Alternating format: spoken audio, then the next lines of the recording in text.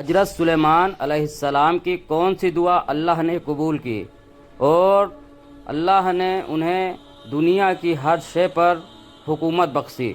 تو دوستو آج ہم اس ویڈیو میں یہی جاننے والے ہیں۔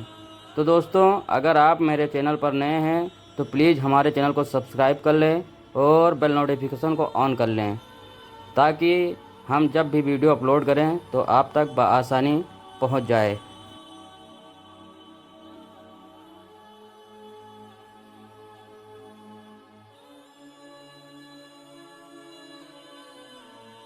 حضرت سلیمان علیہ السلام نے دعا مانگی، اے میرے پروردگار میری مغفرت فرما اور مجھے ایسی بادشاہت عطا کر جو میرے بعد کسی کو بھی میسر نہ ہو، بے شک تو بڑا عطا فرمانے والا ہے۔ حضرت سلیمان علیہ السلام کی یہ دعا اللہ کے دین کے غلبے ہی کے لیے تھی، چنانچہ اللہ عز و جل نے دعا قبول فرمائی اور انہیں عظیم الشان حکومت عطا فرمائی۔ آپ بفت اقلیم کے بادشاہ تھے، دنیا کی ہر شے آپ علیہ السلام کی متبع اور فرما بردار تھی۔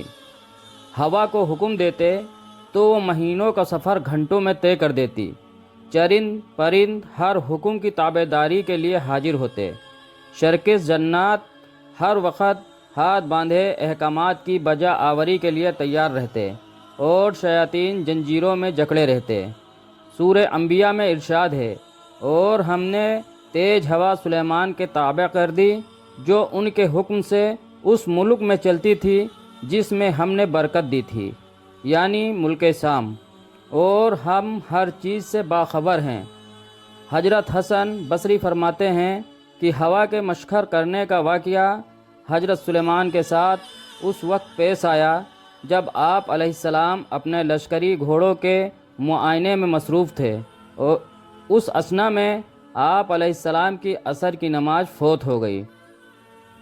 چونکہ اس غفلت کا سبب گھوڑے بنے تھے، لہٰذا انہوں نے اپنے ان خوبصورت اور بیش بہا گھوڑوں کو ذبح کر دیا۔ حضرت سلیمان علیہ السلام نے جب اپنی سواری کے جانور قربان کر دیے تو اللہ تعالیٰ نے انہیں اس سے بہتر سواری عطا فرما دی، قرطبی، اور ہوا کو مسخر کر دیا۔ حضرت سلیمان علیہ السلام ان گھوڑوں کا واقعہ قرآن کریم کی سورہ صاد کی آیات 31، 32، 33 میں موجود ہے۔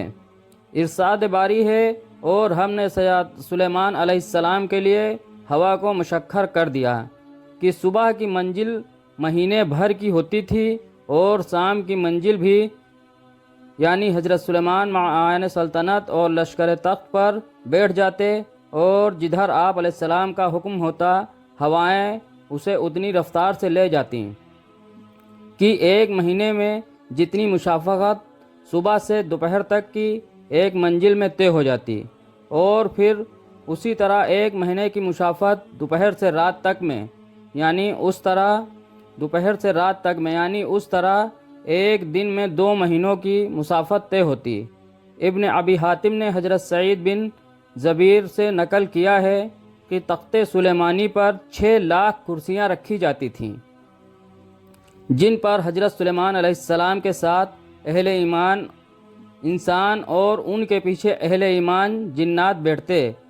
پھر پرندوں کو حکم ہوتا کہ وہ تخت پر سایہ کر لیں تاکہ آفتاب کی تپش سے تکلیف نہ ہو۔ ہوا اس عظیم الشان تخت کو اٹھا کر جہاں کا حکم ہوتا وہاں پہنچا دیتی۔ بعض روایات میں ہے کہ اس ہوائی سفر کے وقت پورے راستے حضرت سلیمان علیہ السلام سر جھکائے اللہ کے ذکر و شکر میں مشغول رہتے تھے۔ جزاکم اللہ خیر۔